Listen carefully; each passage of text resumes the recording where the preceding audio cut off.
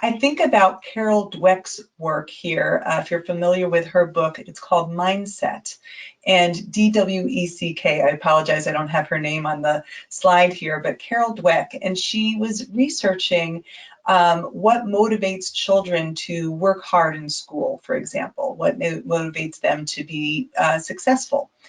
And what she found is that children who did well on a test, if they were praised for the effort that they put in to study for the test, then they said, ah, it was my effort that made the difference. I'll work hard again.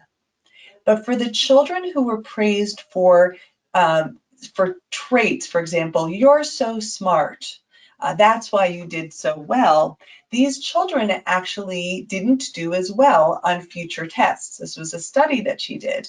And what she found is that when we're getting feedback about it's just something that's in you, we don't recognize that it's our actions that make the difference.